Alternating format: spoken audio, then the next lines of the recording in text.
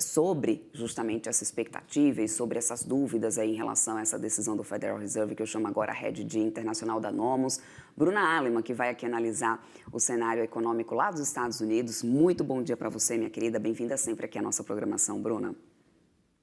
Bom dia, Débora. É uma honra estar aqui novamente com você.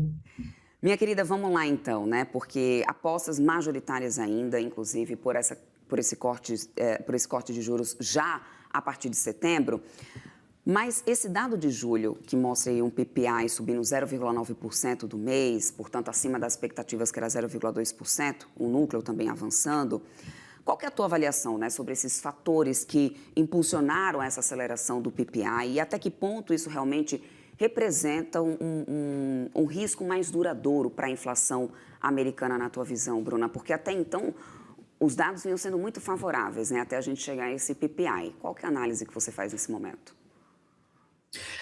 Bom, primeiro, eles estavam com uma expectativa e a gente precisa entender que alguns dados econômicos dos Estados Unidos, eles poderiam estar maquiados em relação ao tarifaço. Então, nós ainda estávamos com alguns dados mistos, trazendo uma expectativa positiva nos últimos que foram apresentados.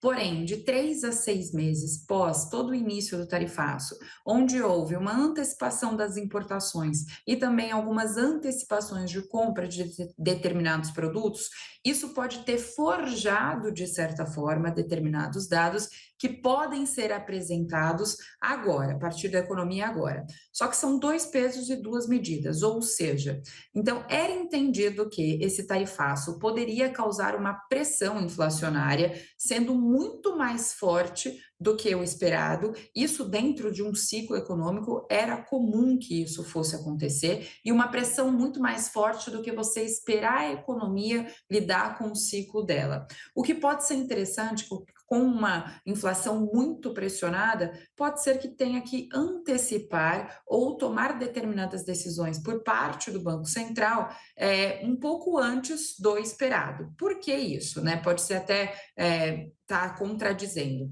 Porque em determinadas situações, principalmente se a gente olha o PPI, ele tem um reflexo, só que ele não inclui tanto energia quanto alimentação, ele traz determinados dados e o Fed vai olhar também, e o principal dado que ele olha acaba sendo o PCE. Ou seja, ele vai criar um equilíbrio entre os dados econômicos, os dados apresentados, por mais que tenha pressionado a inflação, mas vendo também para a economia dos Estados Unidos o que é importante. Eu acho que essa queda da gente sair aí de mais de 90% do corte, da possibilidade de corte de juros, indo ali um pouco para 80%, o Fed ele pode começar a pensar, mesmo com dados mistos, muito acima das expectativas esperadas, ele pode pensar num viés um pouco mais político, de ser um pouco mais importante e pensar que esse corte de juros, ele não pode não ser bom inicialmente, porém se ele for muito curto, inicialmente ele pode não ser um reflexo ali muito bem desenhado e necessário para a economia dos Estados Unidos, mas ele é muito necessário principalmente em relação à dívida pública americana e à base fiscal. Então eu acho que agora o Fed ele vai precisar olhar, ele vai precisar entender até quando ele vai conseguir segurar isso e até quando isso talvez não seja interessante, esse pequeno corte, para poder dar um fôlego para a economia dos Estados Unidos com esses dados mistos, visto que a bolsa a gente está atingindo as máximas, mesmo com esses números econômicos acima das expectativas e essa inflação pressionada. Uhum. Agora, e quanto à importância de dados, né, como esse que a gente tem visto, calibrando essas apostas, Bruna? Porque a gente teve, né, embora, né, a gente tenha tido esse PPI aí um pouco mais acelerado, o Fed também continua atento a outros dados, né, por exemplo, ao core do PCI, que é um dado muito importante, a inflação, o índice de inflação central acompanhado por eles, tem sido estimada aí uma alta de 0,26% no caso do PCI, o que seria ainda, né, moderado. Então, queria entender como que a gente pode também, para além de calibrar as apostas, correlacionar nesse momento ou interpretar nesse momento o descompasso, que não é incomum entre o PPI e o PCI no contexto atual da política monetária, ou seja, isso tem se mostrado cada vez até mais frequente, né?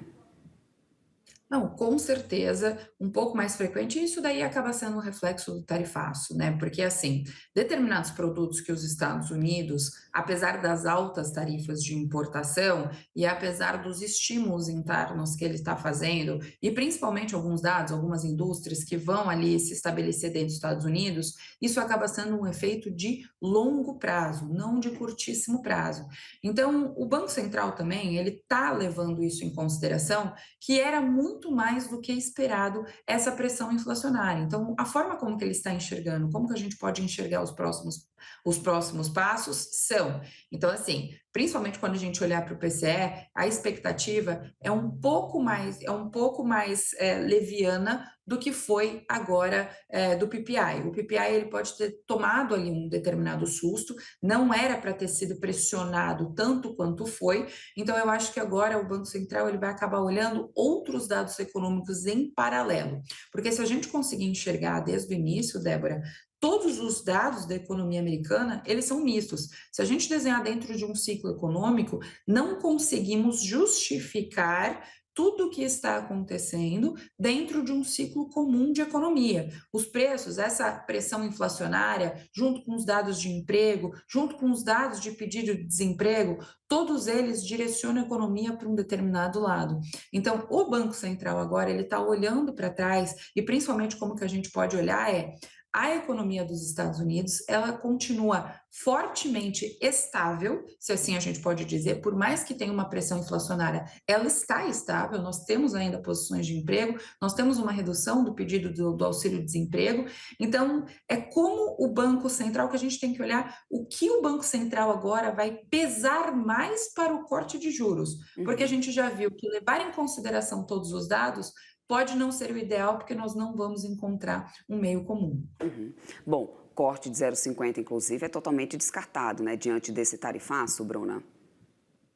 Com certeza, de 0,5 acho que a gente pode levar em consideração um 0,25 caso o Banco Central. Isso daí foi um desenho que eu fiz muito lá atrás Uhum. também, e estamos voltando agora no primeiro corte de juros dos Estados Unidos. Caso o Banco Central lide um pouco mais com políticas econômicas, fazer aquela política, aquela diplomacia, pode ser que 0,25 seja interessante, até porque todo mundo está dentro dessa expectativa. E ele também precisa incentivar a economia americana que está ali nas suas máximas, ele precisa também conseguir ajudar o governo a controlar esse déficit fiscal, pagar juros no curto prazo da maneira que está, pode ficar cada vez mais complicado perante a dívida pública dos Estados Unidos. E pela parte do Trump, apesar de ser muito criticado, alguns dados estão apresentando para o Fed que a arrecadação está sendo muito vantajosa. Então, eu acho que a gente pode olhar que, se politicamente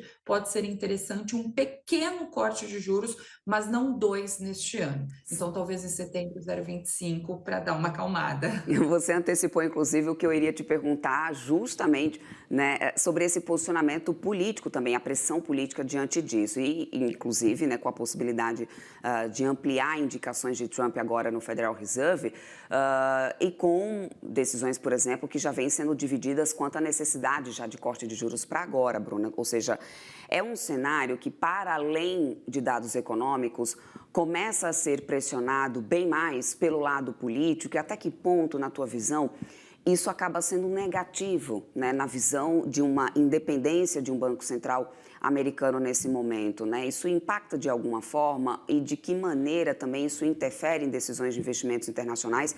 E eu já pergunto, né, tendo como base a estratégia que vocês aí na Nomos têm tomado diante do cenário que se desenha para a política monetária americana. Bom, com certeza não é positivo. Qualquer interferência política dentro do Banco Central versus a sua autonomia, inclusive porque os Estados Unidos reflete muito bem essa questão de autonomia, diplomacia, como todos os meios funcionam, acaba sendo um risco. Ao mesmo tempo que nada, tanto na vida quanto na economia, quanto na sociedade, na política, é preto no branco. Ou seja, desde que o Banco Central ele tome uma decisão que tenha, não é só um viés político, eu acho que assim, o Trump está trazendo isso para um viés político muito forte, acho que a sua narrativa é muito forte, porém o Banco Central também precisa enxergar as questões fiscais em que o governo está passando. Então, quando a gente fala nessa parte de politicagem, talvez tirar essa politicagem da figura Trump e trazer essa politicagem no sentido do mercado como um todo. O Banco Central não vai conseguir ser pressionado durante muito tempo, porque ele sabe também que as suas decisões acabam impactando a economia americana como um todo, tanto o fluxo de capitais, quanto essa questão fiscal, quanto também a eficiência da bolsa de valores e a eficiência de uma economia totalmente autônoma em relação ao Banco Central. Então, tem alguns pontos ali interessantes que o Fed precisa levar em consideração. E a gente saber separar que, por mais que tenham políticas econômicas que eles estão muito bem pontuados, e logicamente o Powell ele foi muito forte, ele não se levou, não se deixou levar em consideração toda essa pressão política que ele vem passado nos últimos meses, mas talvez seja importante, principalmente por uma questão fiscal. Então, quando a gente fala na politicagem desse ponto, seria entender principalmente essa versão ali em relação à dívida pública. Eu acho que o Fed vai começar a olhar dessa forma. O que nós estamos pontuando, principalmente, é aproveitar enquanto o juros está alto. Então, a renda fixa americana, apesar do seu determinado preço, ela ainda está muito interessante e tem exatamente o inverso, né? Então, assim que o corte de juros começar a ter, o preço desses bons ele começa a subir e uma marcação ao mercado é interessante. Então, quer dizer, ainda estamos ali naquela janela de oportunidade da renda fixa americana. E você enxerga, Bruna, só para a gente amarrar aqui o nosso papo e talvez localizar, né, a economias mais emergentes como o Brasil, você enxerga algum setor ou alguma região emergente que está particularmente mais exposta agora nesse momento a essa combinação de pressão inflacionária e também essa trajetória, expectativa de trajetória de cortes pelo Federal Reserve? Na verdade, para os emergentes, principalmente para o Brasil, é um risco, né? Um risco que a gente pode dizer assim: os nossos juros eles estão muito altos, ainda está compensando investir no Brasil, mas nós temos as nossas questões internas, assim como os outros países. Então, eu acho que por parte do emergente, vai olhar muito como está havendo a negociação junto aos Estados Unidos para que esse fluxo de capital não saia desses determinados países. Principalmente o Brasil, que tem ali aqueles 3 pontos, não só econômico, como econômico, político e judiciário sendo levado em consideração quando a gente fala em risco país. Então, o interessante agora é enxergar, caso o Banco Central americano venha fazer um determinado corte de juros nos Estados Unidos, por mais que a renda fixa possa invariavelmente não ficar tão atrativa com juros relativamente mais altos, igual estão hoje, nós temos que lembrar que a Bolsa de Valores, o maior mercado financeiro do mundo ali, está dentro dos Estados Unidos. E o fluxo de capital acaba indo para lá.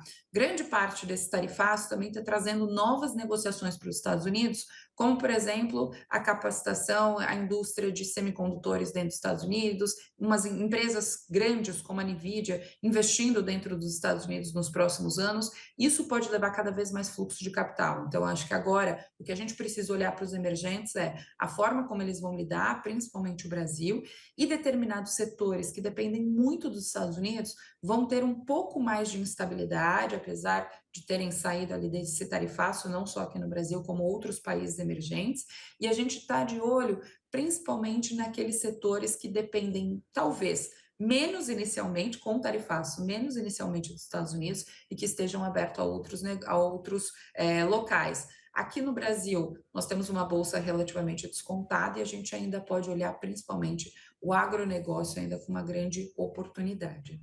Perfeito, minha querida. É sempre um ótimo papo. Que bom ter você por aqui para começar a semana. Conversamos agora com a Bruna Aleman, Head de Internacional da Nomos. Obrigada, Bruna. Até uma próxima. Obrigada, Débora. Um bom dia para todos. Até mais.